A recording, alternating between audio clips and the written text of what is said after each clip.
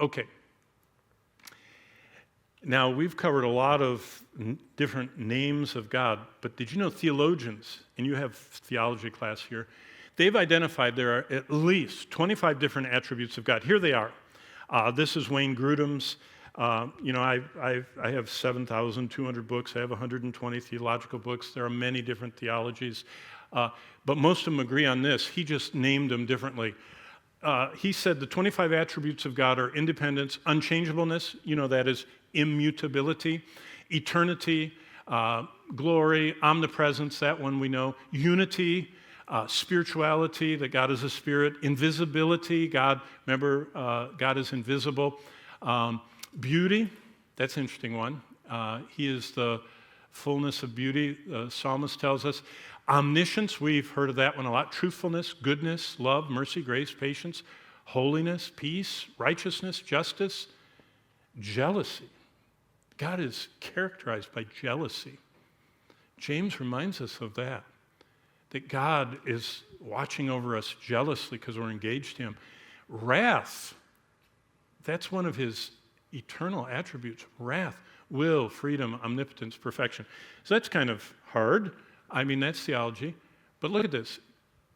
Every one of those 25 are illustrated in Revelation. Every one of them. It's the most complete theological book in the Bible.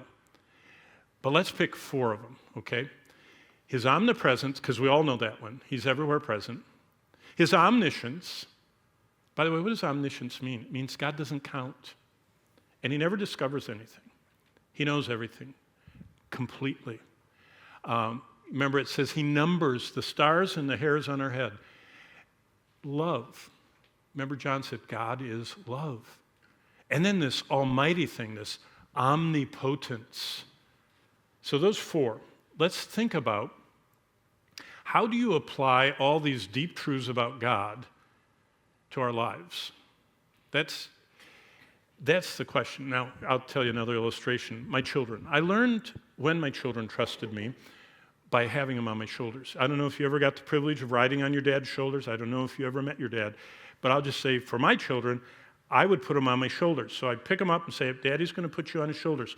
And I would swing them up like this and get them up over my head.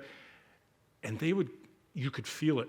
First of all, their little knees were choking me. They were holding on like this. Then they grabbed, did you know I used to have hair up here? They would grab my hair like it was the mane of a horse. And they would be holding handfuls of hair. Or they would be choking me with their arm around. And I would say, Daddy's going to hold you. And I would put them in what I called the clampers. And I would put their little feet under my arms. And I'd go like this. And I would walk. And you know what would happen? After about however long, they would let go of my hair.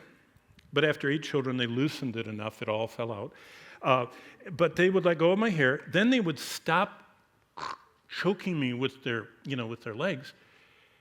And finally, I have pictures of most of my children sound asleep with their head right down on top of me like this.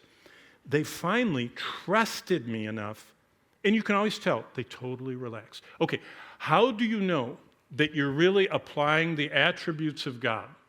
When you give all of your fears, all of your troubles, and all of your struggles into his hands. Now let's think about that.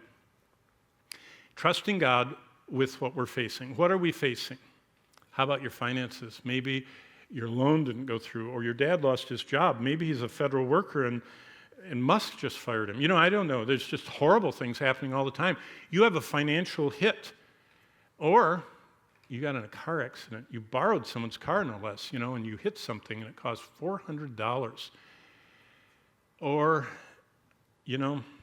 the aunt you loved, or the grandparent you loved, or the uncle, or your parents, or your little brother, or your big sister, someone dies. And it's awful.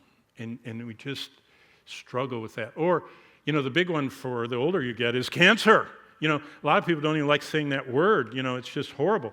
So how do we trust God with accidents, our instability of our finances, all the terrible things that happen in our health? How do we trust? Well, that box is us, and inside, we live in that box.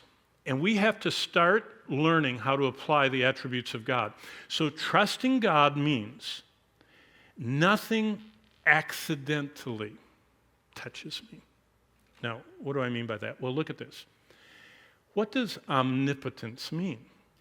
It means God is so powerful that more than the Avengers and more than, whoever the other, mythical creatures are out there, God can stop anything from coming my way. All power means all power, okay? Omnipresence means I'm never alone in the box. He's always there with me. But not just with me, he inhabits eternity. He knows everything. In fact, that affects the next one. Omniscience means that God doesn't learn anything. He doesn't discover things. He knows everything.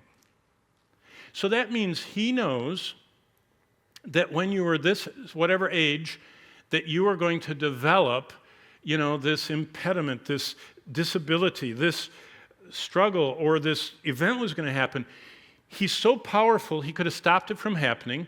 He didn't. He's present with us. He knows it was coming, but look at this. This is the capstone of everything. God is good. You know how we say God is good, and all the time God is good. God always loves, and he never intentionally harms us. Now, a lot of what he does hurts. It's painful. But he has put us in this safe room where he says, no one's words can hurt you. No one can break in and murder you in your sleep. When I was pastoring at Grace Community Church of the Valley with John MacArthur, it happened to be the time of the Los Angeles Night Stalker, he was called. He was a man, and by the way, one of the places he hit was 3 blocks from the church. 3 blocks from Grace Community Church. Night Stalker hit. He would break in, you know how insecure sliding doors are, pry in and kill them in their sleep. Horrible things he did. The Night Stalker.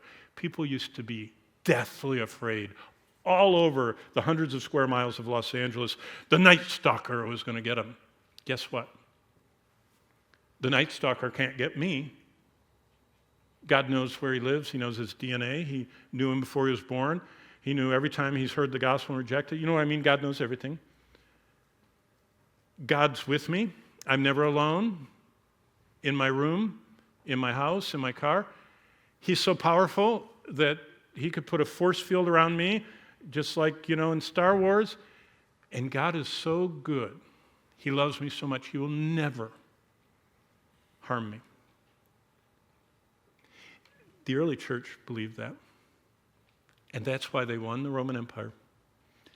Because when they were marched out to that cliff edge, God could have sent an angel and would have caught them on the way down, or he couldn't. Or he wouldn't. They knew he could, and they knew if he didn't, that he had a plan. They knew he always loved them. He knew that he was always powerful and with them, and he knew everything that was going on. So basically, that's how we apply the doctrine of the attributes of God.